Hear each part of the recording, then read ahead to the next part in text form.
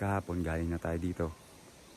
So ngayon, bumalik tayo ka Hunter dahil dito nga nagtatrabaho yung bayaw ko at saka yung papa ko. So kahapon ka Hunter dito tayo galing. Diyan sa taas na yan.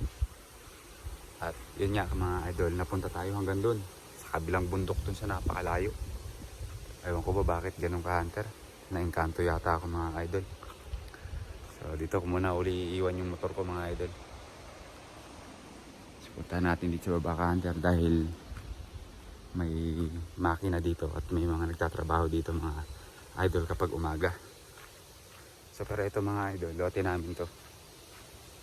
So tignan natin ka Hunter, samahan nyo ako baba. Sabi kasi ng papa ko kahapon mga ka Hunter, may tumitila ako doon sa may baba, sa may nyuga namin sa baba. Kasi yung baba na yung mga idol, sapa yan dyan. At meron kami dyan mga tanim na mga nyug. So pakita ko sa inyo ka Hunter kung gaano katarik tong ano na yan, pababa na yan. Ayun o mga ka Hunter oh. Matarik to mga idol.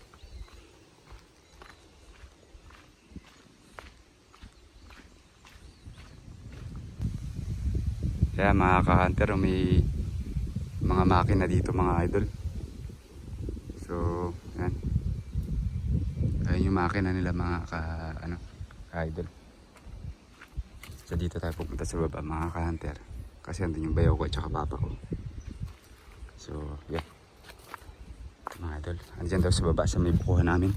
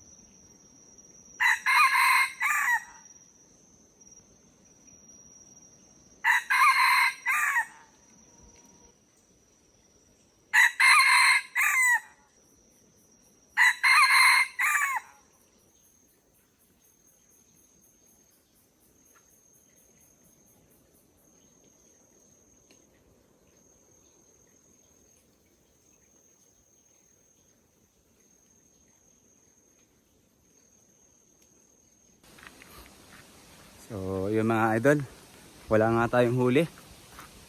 So bali pupunta ngayon ako dito ka-hunter sa kubo ng isa nating kaibigan. So sabi niya sa akin, yun na yung bantam niya. Oh. So tignan ko daw yung mga alaga niya dito mga idol. So samahan niyo ako mga ka-hunter. Pakita ko sa inyo ka-hunter yung harap. So yun, pakita ko sa inyo mga idol. So ito mga ka-hunter, oh, kubo niya. Bali nasa bundok to mga idol. So may bantam siya doon ka-hunter. Oh. So ayan mga idol. Oh.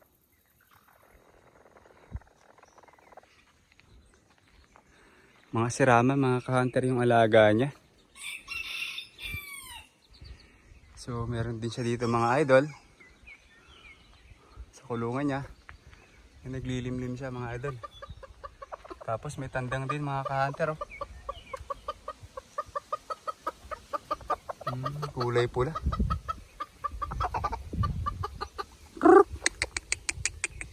Kitang bantam niya mga idol.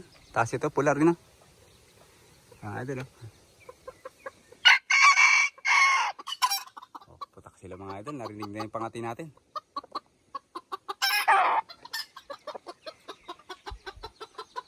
Idol. Oh. Cute mga ka-hunter. Ang siga mga idol nung nakakawala niya na to. Itong sirama na to mga idol.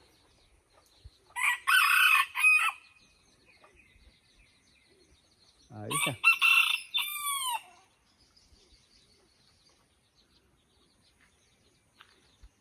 Marami daw natila ako dito sa area na to mga ka-hunter. Tinuturo nga niya sa akin mga ka-hunter. Yung banda dun sa taas na yun, yung bundok na yun mga idol. Marami daw doon sabi niya. Diyan ka-hunter, yung bundok na yun, nangatin na ako dati dyan at may nahuli na ako dyan. Yun yung ka-hunter na hindi ako nagkakamali, pangatlo o pang-apat na nahuli ko mga idol. Diyan yun. Meron akong video yun mga idol na na-post ko dati. So ang ganda ng kubo niya ka-hunter. Oh. Tapos sa taas yung ano niya, yung kwarto niya. So ayun, salamat sa ating kaibigan na invite sa atin na tignan yung kanyang mga alaga dito sa kubo niya. So salamat kay Boss Makmak. Adi taga dito din siya sa amin mga idol. Dito din sa aming probinsya. Dahil nakabili kasi siya ng lote na to mga idol dito. Kaya ito, nagawa siya ng kubo niya. Ayun mga idol, oh. Astig yung alaga niya na yung mga idol. Yun. Yun. Ang cute eh, no? So, salamat boss, Makmak. Sa pag-invite sa akin, tignan ng iyong mga alagang bantam. So, yun. Alis na tayo mga idol. Wala tayong sagot ngayon ka-hunter. At wala tayong napalapit sa ating pangate na si Tupac. So taglugo na ngayon mga idol. Kaya hindi na sila na salpok. At saka madalang na rin yung natilaok mga ka-idol. Mga ka-hunter, hanggang dito na lang. Salamat sa panonood. Ingat tayo lagi mga idol. Yun, yung bahay ni Boss Makmak. Thank you, Boss.